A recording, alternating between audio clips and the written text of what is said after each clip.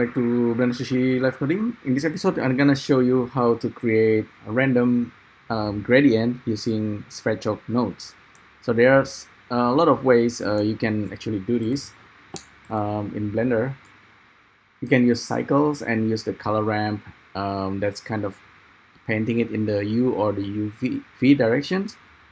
Or you can use vertex color, which exactly what I'm trying to do now. So let's just get started. I will be using plane. I'm gonna save this very quickly. It's gonna be a SV random gradient. And the way I'm gonna do this, I'm gonna create image viewer. So this plane is basically four-sided, and I will center it. I'll create another plane nodes, and here I will create a bunch of them. Okay, 4 by 4 we have 16, and on top of this I'm gonna use vertex color, and objects gonna be colorized using these nodes. So in order to see something, I will create a shader that's basically reading the vertex color. Or this guy, I will actually merge it into a single object. So it's gonna be a single mesh. And I will create a material, assign the material to this guy. And this is the material. I will use an attribute nodes. And it's gonna be a sverchok. So sverchok is this data that's being generated on the fly from sverchok. And plug this into the base color, and we can see the result. It's a dark color, or maybe it's not assigned properly yet. So material 001. I'm using EV, should be cycles maybe. Plug this into emission. Okay, now it's working. So we can now hide the shader. So let's deal with this. If you want just to have a random color, you can use loop and then use the color in. Turn on alpha, and we can actually use the HSV, turn on all of this, and then we can play around with the hue. So random number, create a float between 0 and 1, random color, plug this in. So we can have this kind of gradient. This gradient is being generated simply by colorizing the vertices, and then we have this kind of horizontal, diagonal. So this is actually quite interesting as well, because if you triangulate the plane, you're gonna have a different result, different kind of gradient. There you go. Yeah. So the topology actually matters. For what we are doing, we're gonna do it simpler. So instead of gradient, let's actually just have gradient that's either in vertical or horizontal. Okay, so we're not gonna be using loop, we're just gonna be using vertices. So vertices, you can see this is random vertices and gradient, but we want it to be vertical or horizontal. So how do we do that? It's actually not that hard. We just need to kind of repeat this value. So instead of random color all the way, we want it to be repeating the color. So let's use repeat, list repeater, and then repeat the number twice. So, and we want to do this using level 2 and then unwrap. But you can see we have a repeating value list, but we need to delete the list so it's kind of nice and clean. So I'm deleting the list on level 2, so this now we have just a single list with all this repeating value, random, and we can plug this into the hue. So it didn't work because we need to list join it. So sverchok is actually really good with this kind of thing. So now we have it. So it's like a hue random. It's almost like a afternoon sky color. It's good for like a vaporwave kind of design. Right, so we can switch to the top view. Top, okay. We can have, how many do you want?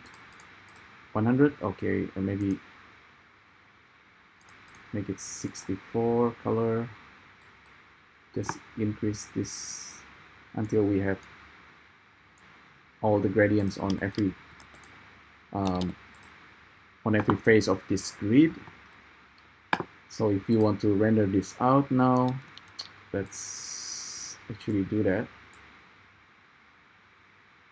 Have it on the dark color.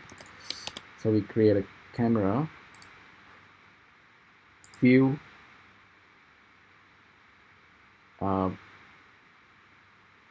maybe actually align active camera to view. Okay, so this is maybe 1080 by 1080, and top camera to view. So we're gonna just render this out like this. File, save. So we have this random gradient generators. We can render this, and we can actually use this. It's not just like a gradient art, but you can just use this, but it's okay. We're gonna use this further. I'm gonna show you one interesting trick it's been used by some designers. So basically, so this is random gradient, right? Save. I'm gonna create a new file, and I'm gonna be using maybe just a torus, not Suzanne. So with this torus, I'm gonna apply the gradient into the torus simply by using the UV. So this is all our gradients, and this is our torus. I'm gonna create a new material. The color is gonna be using the gradient. If you look at the result, it's not very pretty. File, save as, torus gradient. But I'm gonna do something with the UV. So maybe go to the side view, go to edit, mode, hitting tab, and then project from view, bounds. So now if you look at the UV, so this is our torus. What I'm gonna do now is actually to scale it in X, so SX0. Now it's becoming a single line, and I can scale this line like that. So you can do this procedurally using cycles, but I'm just gonna do this manually. It's actually very interesting method.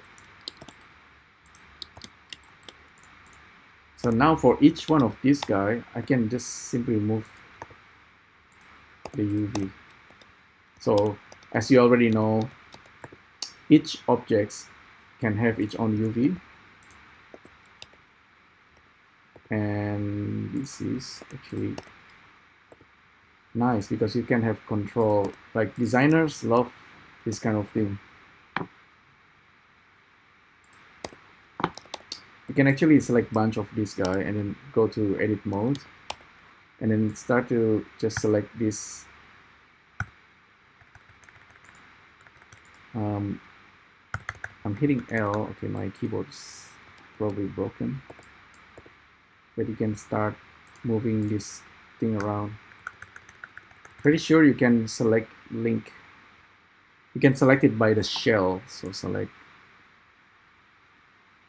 UV shell. Select UV island. Where's UV island?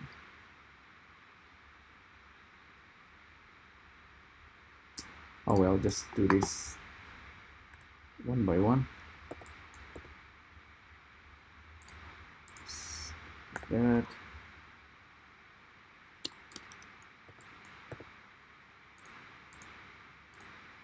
Select.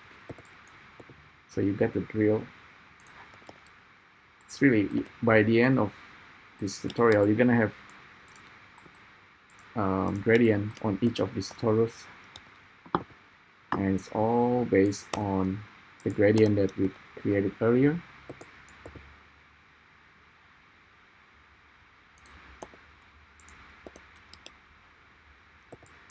And anytime if you like to have a different color, you can simply modify this grid of gradient, modify the color, and then do whatever you like to it.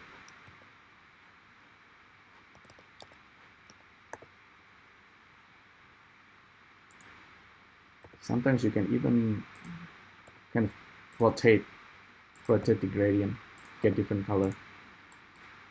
Okay, so yeah, so that's a quick way to do this. Basically, so now you end up with a single material, single texture, and donuts with all kind of different gradients, right?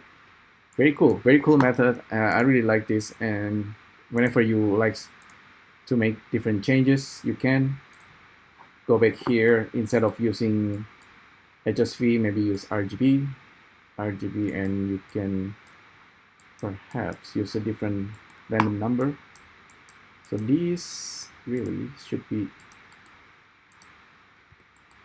you can duplicate this, have different seed, plug this into this guy, do it again, different seed, plug into this.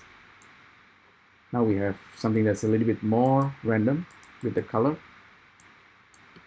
right? So yeah, and then you can render this out, and you have different palette to work with.